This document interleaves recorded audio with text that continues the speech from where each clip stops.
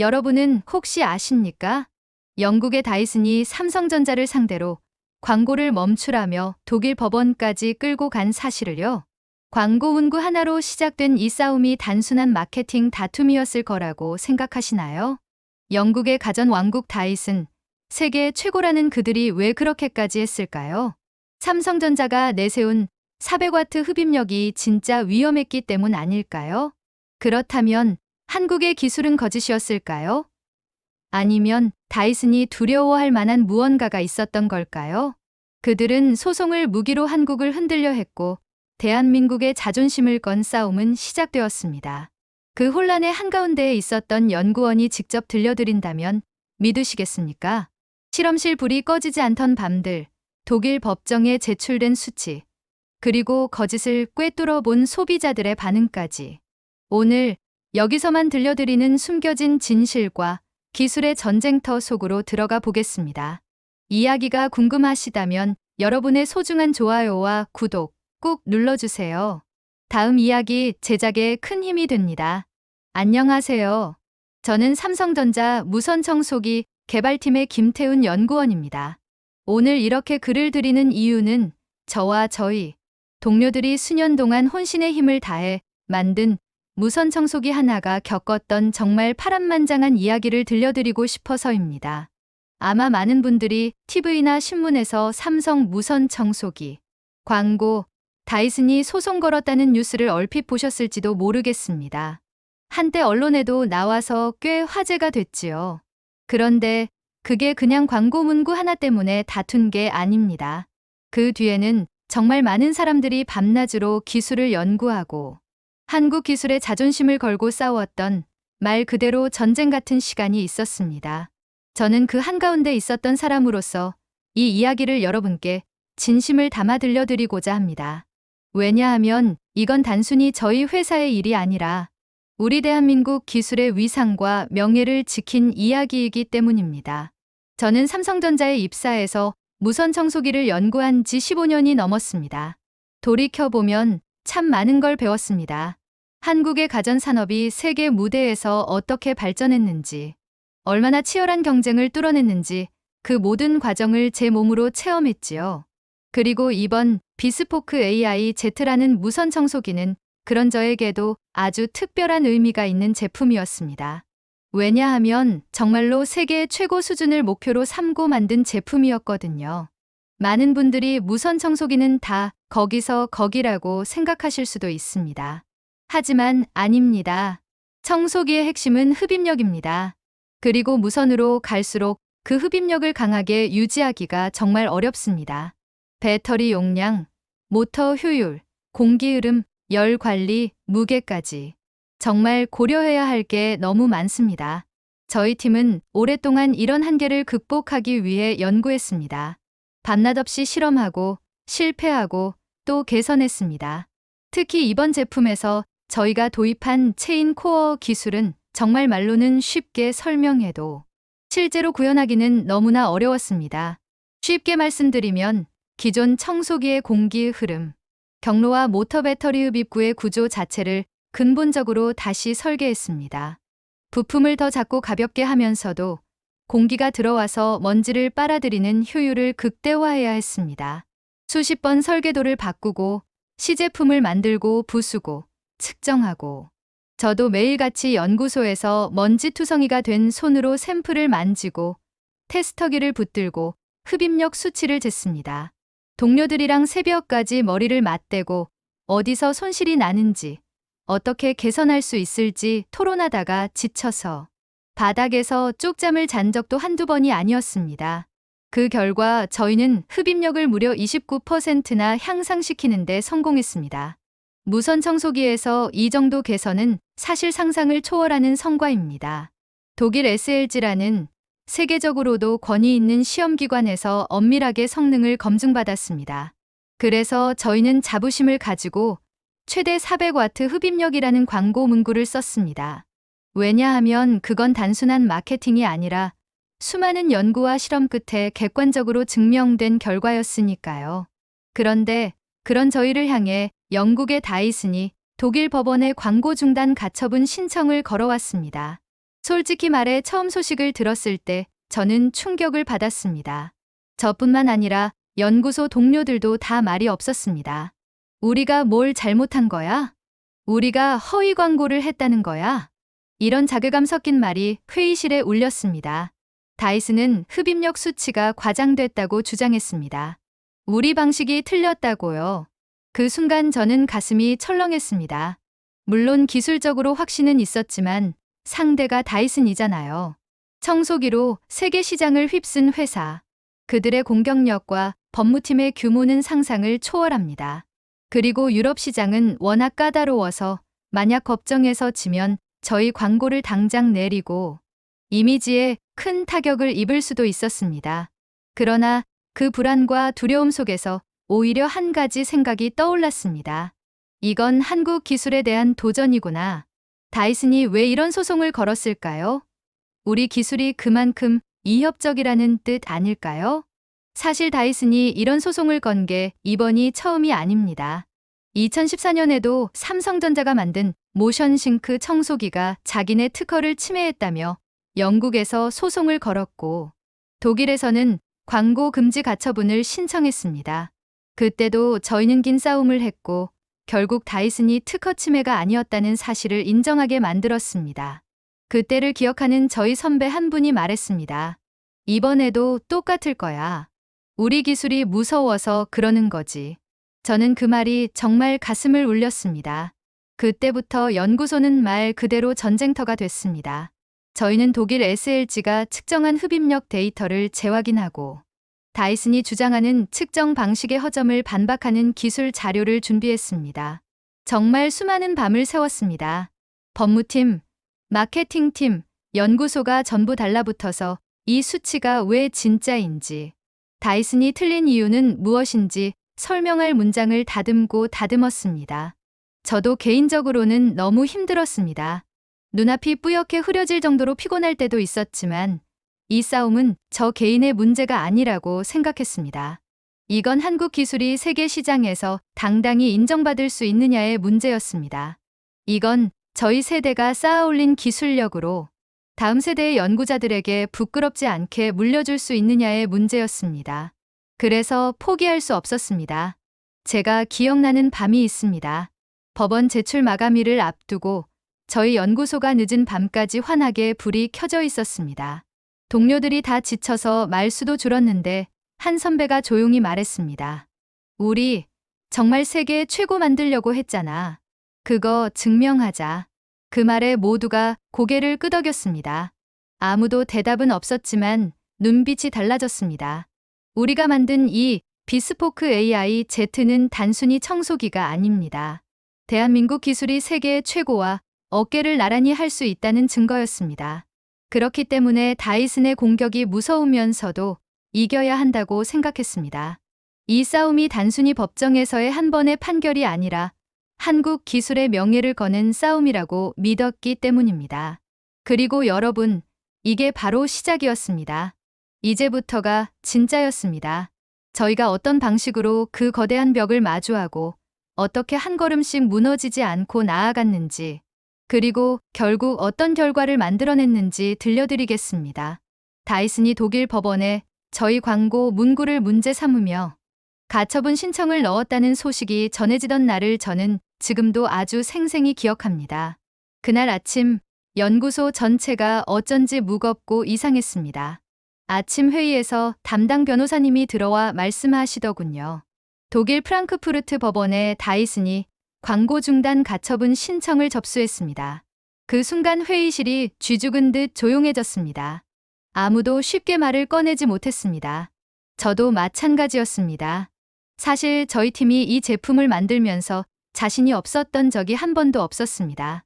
29% 흡입력 개선이라는 게 얼마나 어려운 건지, 그리고 그걸 어떻게 구현했는지 저와 동료들은 너무 잘 알고 있었습니다. 하지만 법원이라는 단어가 주는 무게는 달랐습니다. 그리고 상대가 다이슨이었습니다. 세계 시장에서 프리미엄 무선 청소기의 대명사라고 불리는 회사. 기술력도, 마케팅도, 브랜드 파워도 무시할 수 없는 상대. 거기에 유럽의 법 체계, 소비자 보호 기준은 굉장히 까다롭습니다. 저는 솔직히 두려웠습니다. 회의가 끝난 뒤 팀장님께서 저를 포함한 주요 연구원 몇 명을 따로 불러 모으셨습니다. 오늘부터 우리도 비상체제야. 다이슨이 우리를 공격할 명분이 뭔지 파악하고 우리가 준비한 데이터가 정말 완벽한지 재점검하자. 그 목소리엔 굳은 결의가 담겨 있었습니다. 사실 저희 연구팀이 독일의 SLG에서 흡입력 검증을 받은 건 단순히 법적 분쟁에 대비하려는 게 아니라 애초에 고객에게 거짓이 없는 성능을 보이기 위함이었습니다. SLG는 독일에서도 굉장히 권위 있는 기관입니다. 측정 표준이 까다롭기로 유명하고 소비자 신뢰도가 높죠. 저희는 거기서 최대 흡입력 400W라는 결과를 받았습니다. 그 숫자는 저희 연구소 벽에도 붙어 있었습니다. 400W, 세계 최고 수준. 고객과의 약속. 그날부터 저희는 다시 한번 모든 데이터를 꺼냈습니다.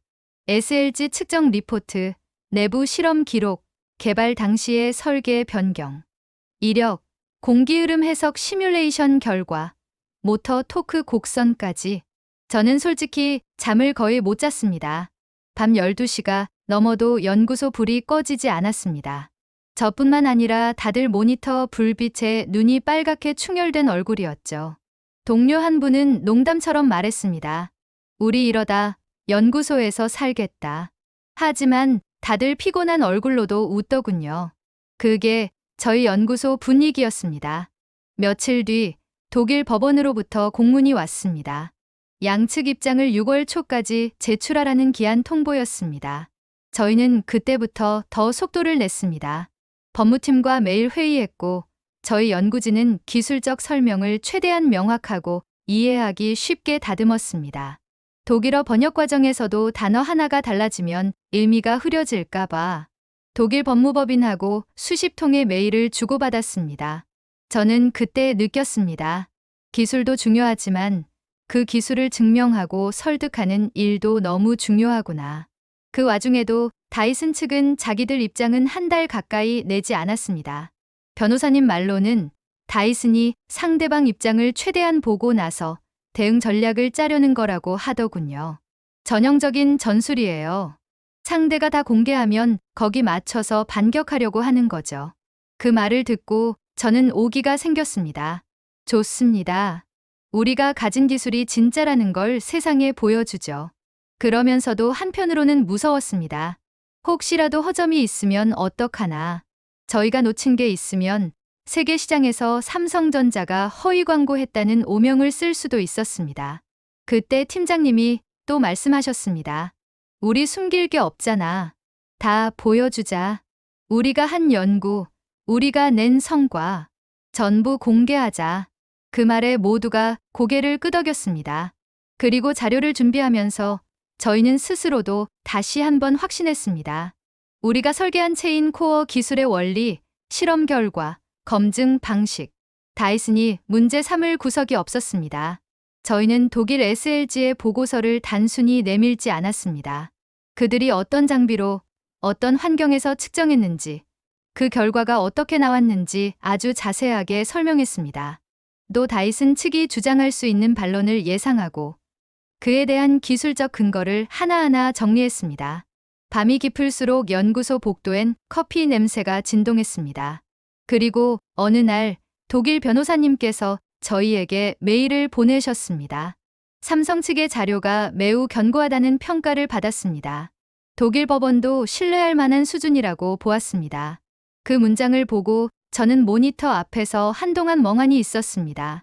그때까지 쌓였던 피로가 한꺼번에 무너져 내렸습니다. 하지만 방심할 수 없었습니다. 법원은 다이슨 측에도 기한을 주고 의견을 내라고 했습니다. 저희는 긴장하면서 그들의 입장을 기다렸습니다. 그런데 시간이 지나도 다이슨은 아무것도 내지 않았습니다. 변호사님이 말했습니다. 이건 사실상 기권이죠. 그리고 마침내 다이슨이 가처분 신청을 취하했다는 소식이 독일에서 날아왔습니다. 그 순간 연구소가 환호성으로 터졌습니다. 팀장님은 눈을 감고 한참을 아무 말도 하지 않으시다가 이렇게 말씀하셨습니다. 이겼다. 우리가 이겼다. 그날 늦은 밤, 저는 연구소 옥상에 올라가 밤하늘을 봤습니다. 저희 부모님은 시골에서 평생을 성실하게 사셨습니다. 공부하라고 등 떠밀어 주셨고 서울 올라와서 연구원 한다고 할 때도 매번 내가 하는 거니까 믿는다 하셨습니다. 그분들에게 부끄럽지 않은 연구원이 되고 싶었습니다. 그리고 이건 단지 저 하나의 승리가 아니었습니다.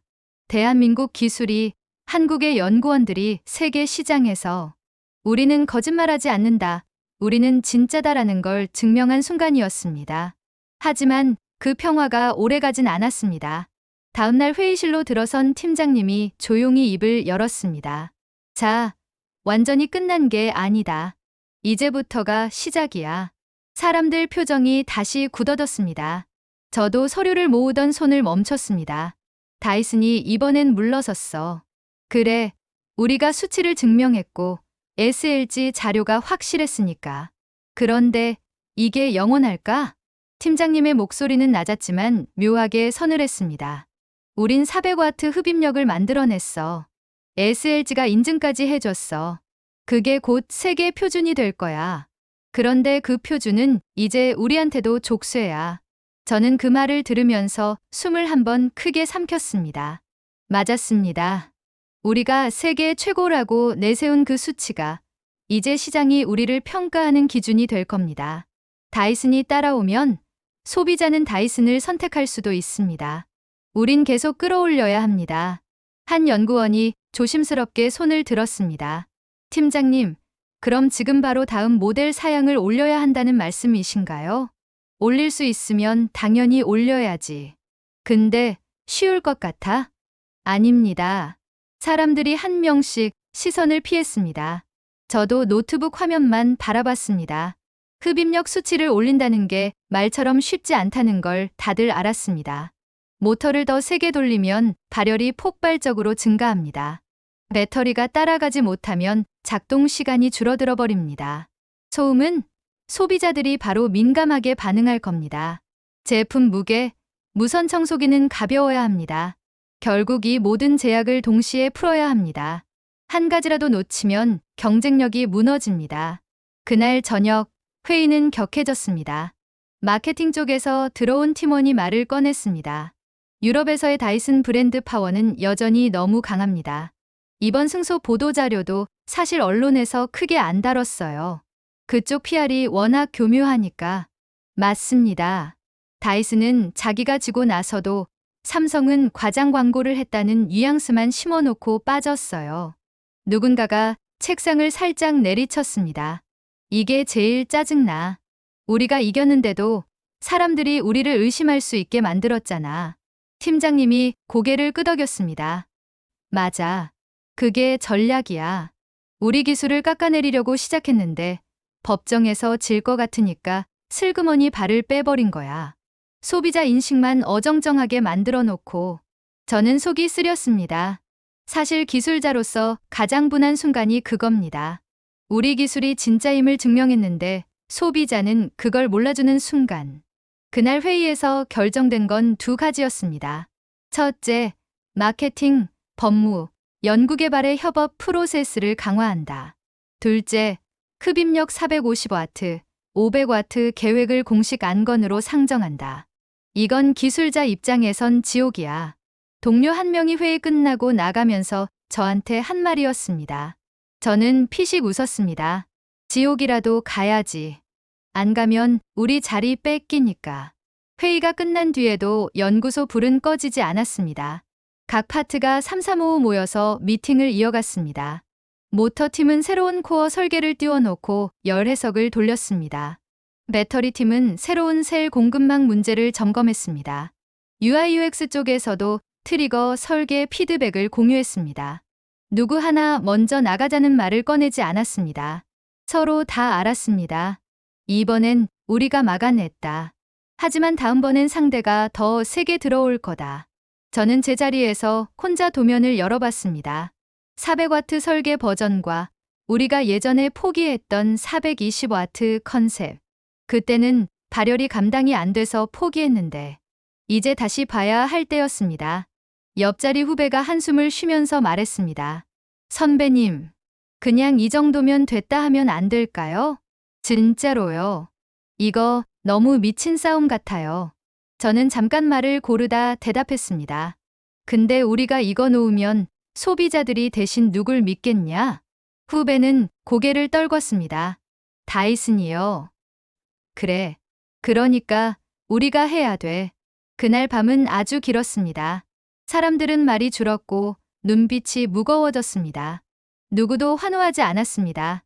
이겼는데 축제는 없었습니다. 오히려 이제 진짜 시작이구나 하는 공포가 조용히 번졌습니다. 하지만 그 공포가 이상하게도 서로를 묶어주었습니다. 팀장님이 마지막에 조용히 말했습니다. 우리가 이겼다고 광고하는 건 중요하다. 근데 우리끼리는 이겼다고 자만하면 끝이다. 더 나아가자. 더 끝까지. 이후 며칠 동안 연구소는 전시 상황 같았습니다. 각 팀이 기술회의를 연속으로 돌렸습니다. 마케팅팀이 경쟁사 동향을 분석해 던졌습니다. 샤오미가 저가형으로 유럽에서 점유율을 늘리는 중입니다. 다이슨이 새 모터 특허를 준비 중이라는 소문이 있습니다. LG 쪽도 새로운 듀얼 배터리 설계를 공개했어요. 이런 정보를 들을 때마다 연구원들은 얼굴이 굳었습니다. 누구 하나 가볍게 넘기지 않았습니다. 그게 다 앞으로 우리가 싸워야 할 상대였습니다. 저도 제 역할을 다시 생각했습니다.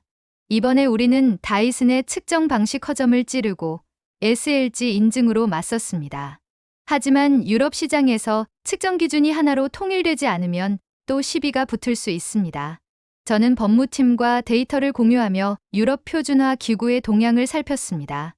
측정 방식 표준을 우리가 선점해야 한다. 이건 단순히 기술 싸움이 아니라 규범 싸움이었습니다.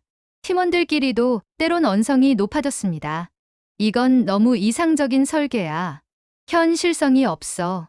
그래서 현실성만 따지다간 다이슨이 450와트 먼저 내놓으면 그때도 현실적이니 포기하자고 할 거야? 서로 존댓말을 쓰면서도 목소리가 떨리고 눈빛이 날카로웠습니다. 하지만 싸움은 끝나면 바로 손을 내밀었습니다. 이게 기술자들의 싸움이었습니다. 누구도 개인 감정이 아니었습니다. 다만 새로운 기술을 위한 절박한 노력일 뿐이었습니다. 저는 요즘도 그때를 생각하면 머리가 지끈거립니다. 이겼는데 오히려 더 큰 싸움이 기다리고 있었습니다. 누군가는 말했습니다. 이제 우리 스스로가 우리 최대의 경쟁자입니다. 맞는 말이었습니다.